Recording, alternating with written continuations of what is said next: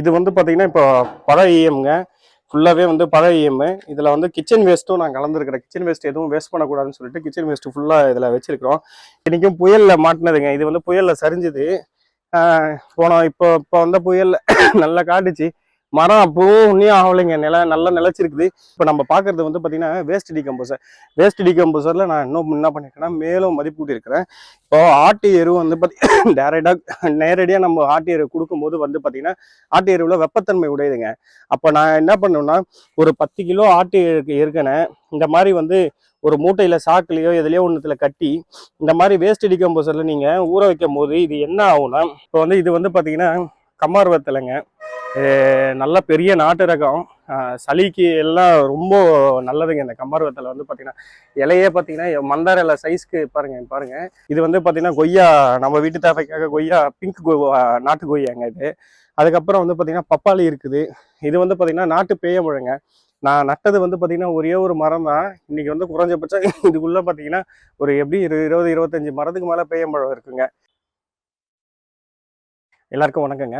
என்னோட பேர் வந்து செய்யூர் பாலாஜிங்க. நான் வந்து செங்கல்பட்டு மாவட்டத்தை சேர்ந்த இயற்கை விவசாயிங்க. 9 வருஷமா இயற்கை விவசாயம் பண்ணிட்டு இருக்கேன். அது இல்லாமல் இயற்கை விவசாயம் இல்லாமல் ஒரு விவசாயி எப்படி செல்ஃப் சஸ்டைனபிள் லைஃப் ஸ்டைல் எப்படி வந்து தனக்கு வீட்டுக்கு தேவைக்கு என்னென்ன உற்பத்தி தன் வீட்டு பகுதியில் பண்ண முடியுமோ அதெல்லாம் வந்து நான் சிறுமுதல்ல நானே பண்ணிட்டு இருக்கிறேன். அது இல்லாமல் என்னோட நிலத்துக்கு தேவையான உரமும் என்னோட வீட்டுக்கு தேவையான உரமும் நானே இயற்கை முறையில் பண்ணிட்டு இருக்கிறேங்க. இப்போ வந்து இது வந்து பார்த்தீங்கன்னா கம்மார் வெத்தலைங்க. நல்ல பெரிய நாட்டு ரகம். சளிக்கு எல்லாம் ரொம்ப நல்லதுங்க. இந்த கம்மார் வெத்தலை வந்து பார்த்தீங்கன்னா இலையே பார்த்தீங்கன்னா மந்தார இலை சைஸ்க்கு பாருங்க. இலை வந்து எவ்வளோ பெரிய இலையா இருக்கு பாருங்க, எவ்வளோ பெருசா இருக்கு பாருங்க. வெத்தலை வந்து பார்த்தீங்கன்னா என்ன மாதிரி சைஸ் வந்துருக்கு பாருங்க. பூச்சிக்கு வந்து பார்த்தீங்கன்னா நம்ம வந்து மீன் அமிலம் அப்புறம் முட்டை கரைசல் இந்த மாதிரி கொடுக்குறதுங்க. இப்போ இந்த மாதிரி கொடுக்கும்போது வெயில்லையும் பாருங்க எவ்வளோ பச்சை பச்சையல்னு இருக்கு பாருங்க. ஜீவாமிரம் கொடுக்குறதுனால குறைஞ்சபட்சம் இப்போ வந்து பார்த்தீங்கன்னா 36-37 டிகிரிக்கு மேலே வெயில் இருக்குங்க எங்கள் பகுதியில். அப்பயுமே வந்து பச்சை கட்டுதுன்னா சரியான முறையில் தண்ணி பாசிக்கின்னு சரியான இதில் வளர்த்தியில் வச்சிருக்கோங்க. அதே மாதிரி மாணவரே பாருங்க, இதெல்லாம் வந்து மணத்தக்காளி கீரைங்க. எதுக்கும் பெருசாக மெயின்டெனன்ஸ்லாம் பண்ணுறது கிடையாது. விதையை வந்து பறவைகள் தான் இட்டது. அது வந்து பார்த்திங்கன்னா புதினா, வீட்டு தேவைக்காக புதினா நட்டுருக்குறோம். அப்புறம் வந்து பார்த்திங்கன்னா இது வந்து செம்பருத்தி செடி இருக்குது. அதுக்கப்புறம் சின்ன சின்ன பூச்செடிங்க இருக்குது. இது வந்து பார்த்திங்கன்னா கொய்யா, நம்ம வீட்டு தேவைக்காக கொய்யா, பிங்க் நாட்டு கொய்யாங்க இது. அதுக்கப்புறம் வந்து பார்த்திங்கன்னா பப்பாளி இருக்குது.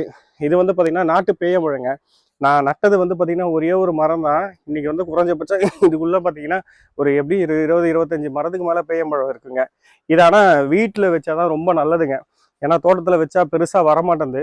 வீட்டில் வச்சா மட்டும்தான் நல்லா பேயம்பழம் வந்து நல்லா காய்ப்பு இருக்குது. அதுக்கப்புறம் வந்து பார்த்தீங்கன்னா பின்னாடி வந்து பார்த்தீங்கன்னா பப்பாளி செடி வீட்டில் வந்து பார்த்தீங்கன்னா நாட்டு பப்பாளி இருக்குது. எப்படி சடை பிடிச்சிருக்கு பாருங்க பப்பாளியில். ஃபுல்லாக வந்து இது வந்து மரவள்ளி கிழங்குங்க. வீட்டு தேவைக்காக மரவள்ளி கிழங்கு போட்டிருக்கிறேன். அதுக்கப்புறம் இது வந்து பார்த்தீங்கன்னா மஞ்சள் சாகுபடி. இது வந்து பார்த்தீங்கன்னா பிங்க்கு இதுங்க வள்ளிக்கொடிங்க இது. அப்புறம் சின்ன சின்ன பூச்செடி உள்ளே இருக்குது உள்ள. அது அம்மா அவங்களுக்கு தேவைக்காக பண்ணியிருக்கிறாங்க. அப்புறம் நாட்டு தக்காளி கொஞ்சம் போட்டிருக்கிறேன். இது வந்து பப்பாளி பாருங்க எப்படி ஃபுல்லாக சடை பிடிச்சிருக்கு பாருங்க. காய் எவ்வளோ பிடிச்சிருக்கு பாருங்க. 1.5 வருஷத்திய மரம் தாங்க இது. இத்தனைக்கும் புயல்ல மாட்டினதுங்க. இது வந்து புயல்ல சரிஞ்சுது. போனோம் இப்போ இப்போ வந்த புயல்ல நல்லா காட்டுச்சு. மரம் அப்பவும் ஒன்றும் ஆகலைங்க. நல்லா நிலச்சிருக்குது. கீழே நல்லா எருமைடைங்க. எருவை போட்டு வச்சுக்கிறதுனால நல்லா மண்ணு பாருங்க புலப்புலன்னு இருக்கும். ஃபுல்லாக பார்த்தீங்கன்னா நல்லா புலப்புலன்னு இருக்கும். இப்படி புலப்புலன்னு இருக்கும்போது நல்லா கிளச்சி வருதுங்க. கூட வந்து நாங்கள் எதுவும் பெருசாக கிடையாது, உரம் கிடையாது. தண்ணி பாசுறது, ஜீவாமிர்தம் கொடுக்கறது, அப்புறம் கொஞ்சம் வேஸ்ட் டிகம்போசர் இதெல்லாம் போட்டு வைக்கிறதுனால உங்களுக்கு பார்த்தீங்கன்னா இங்கேயே தலை சத்து அது இதுன்னு இருக்குது. அப்புறம் பார்த்தீங்கன்னா இங்கே ஒரு நல்ல பயோடைவர்சிட்டி பார்த்தீங்கன்னா குருவி சத்தம், காக்கக்கூடு, இந்த மாதிரி நிறைய பயோடைவர்சிட்டி எண்ணற்ற பறவைகள் எல்லாமே உள்ள வருங்க. இப்போ இந்த மாதிரி சூழல் இருக்கும்போது ஒரு வீட்டில் நல்லா நம்மளால வந்து இயற்கை விவசாயத்தில் தோட்டத்தில் மட்டும் இல்லைங்க வீட்லேயே நல்லா சஸ்டெயின் பண்ணி இருக்க முடியுது. வாங்க நம்மளுடைய அடி உரம் பார்ப்போம் என்னென்ன பண்ணிட்டு இருக்கோம் அப்படின்னு. இப்போ நம்ம பார்க்குறது வந்து பார்த்தீங்கன்னா வேஸ்ட் டிகம்போசரில் நான் இன்னும் என்ன பண்ணியிருக்கேன்னா மேலும் மதிப்பு கூட்டியிருக்கிறேன். இப்போ ஆட்டு எரு வந்து பார்த்தீங்கன்னா நேரடியாக நம்ம ஆட்டு எரு கொடுக்கும்போது வந்து பார்த்தீங்கன்னா ஆட்டு எருவில் வெப்பத்தன்மை உடையுதுங்க. அப்போ நான் என்ன பண்ணுவேன்னா ஒரு 10 கிலோ ஆட்டு எருக்கனை இந்த மாதிரி வந்து ஒரு மூட்டையில் சாக்குலையோ எதுலையோ ஒன்றுத்துல கட்டி இந்த மாதிரி வேஸ்ட் டிகம்போசரில் நீங்கள் ஊற வைக்கும் போது இது என்ன ஆகும்னா ஒரு கிட்டத்தட்ட ஒரு 40 நாள் 50 நாள் நல்லா ஊறிடுச்சுன்னு வச்சுங்களேன். நல்லா இன்னும் தொழு உரம் வந்து பார்த்தீங்கன்னா இன்னும் நல்லா மெழுகேறிடும். இப்போ வேஸ்ட் டிகம்போசர் கூட ஆட்டு எரு சேரும் போது இன்னும் வந்து பார்த்தீங்கன்னா பயிர் நல்லா வளர்த்தி கொடுக்கும். எப்பவுமே பசுமையாக இருக்கும் பயிர் வந்து பார்த்தீங்கன்னா பச்சை கலரில் பசுமையாகவே இருந்துகிட்டே இருக்கும். அதுக்கப்புறம் வந்து பார்த்தீங்கன்னா நல்லா மகசூல் வந்து பார்த்தீங்கன்னா இன்னும் 2 மடங்கு. இப்போ ஆட்டு எரு எப்படின்னா கீழே வந்து பார்த்தீங்கன்னா அடி உரத்துக்கு வந்து நம்ம முதல்ல என்ன பண்ணுவோம்னா தொழு உரம் கொடுப்போம். தொழு உரம் 60%, மீதி வந்து 30% ஆட்டு எரு, 10% வந்து நம்ம டிகம்போசர் இலத்தழை, அதுக்கப்புறம் வந்து கோழி எரு, இந்த மாதிரி எது கிடையாதோ கொடுக்கலாம். ஆனால் ஆட்டு எருவே நம்ம 50% கொடுத்துட்டோம்னு வச்சிங்களேன், அது என்ன பண்ணினா பூமி வெப்பத்தன்மையாகி செடியை வளர விடாது, நல்லா நுட்பமாயிடும். அப்போ அதுக்கு தான் இந்த மாதிரி வழியை நம்ம முயற்சி எடுத்து மேலும் வேஸ்ட் டிகம்போசர்லாம் மதிப்பு கூட்டி பண்ணும்போது இன்னும் பார்த்தீங்கன்னா மகசூல் அதிகமாக கிடைக்குது நம்மளுக்கு. அதுக்கப்புறம் பார்த்தீங்கன்னா ஜீவாமிர்தம், பேரே வந்து பார்த்தீங்கன்னா ஜீவா அமிர்தம்னே பேருங்க. இந்த ஜீவாமிர்தத்தை வந்து பார்த்தீங்கன்னா நம்ம வந்து சுத்தமான நாட்டு மாடு வச்சுருக்கோங்க. நம்ம பகுதியில் ஃபுல்லாகவே காஞ்சி குட்டை தான் ஃபேமஸ் இங்கே.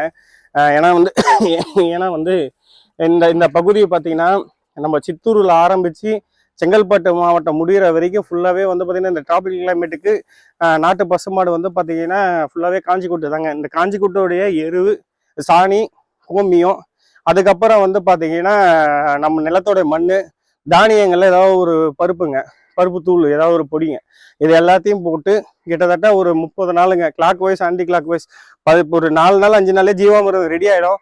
ஆனால் 30 நாள் விடும்போது என்னென்னா நல்லா ஃபர்மெண்ட் ஆகுங்க. நாடு சர்க்கரை எல்லாம் சேரும் போது நல்லா ஃபர்மெண்ட் ஆகும். அப்படி சேரும் போது நான் இதில் என்ன பண்ணியிருக்கிறேன்னா ஜீவாமிர்தம் வெறும் ஜீவாமிர்தமாக இல்லாமல் கூட 2-3 புண்ணாக்கு கொடுப்பேன். வேப்பம் புண்ணாக்கு, அப்புறம் வந்து பார்த்தீங்கன்னா மல்லாட்டை புண்ணாக்கு, அப்புறம் வந்து புங்க புண்ணாக்கு, இது எல்லாத்தையும் சேர்த்து இந்த ஜீவாமிர்தத்தில் ஊற வைக்கும் போது இது என்ன பண்ணணும், நல்லா நொதிச்சு வந்துடும். அப்போ நொடிச்சு ஆகும் போது இன்னும் நல்லா பார்த்தீங்கன்னா கிளச்சி நுட்பமாக இருக்கிற செடி கூட நல்லா பெருசாக வளர ஆரம்பிச்சிடும். நல்லா ப்ராடாக உங்களுக்கு வந்து பார்த்தீங்கன்னா கிளைகள் நல்லா கிளைக்க ஆரம்பிச்சிடும்.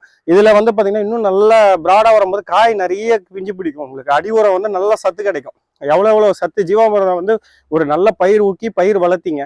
அப்போ நல்ல பயிர் வளர்ச்சி வர்றதுக்கு இது ஒரு நல்ல பெரு உதவியாக இருக்கும்.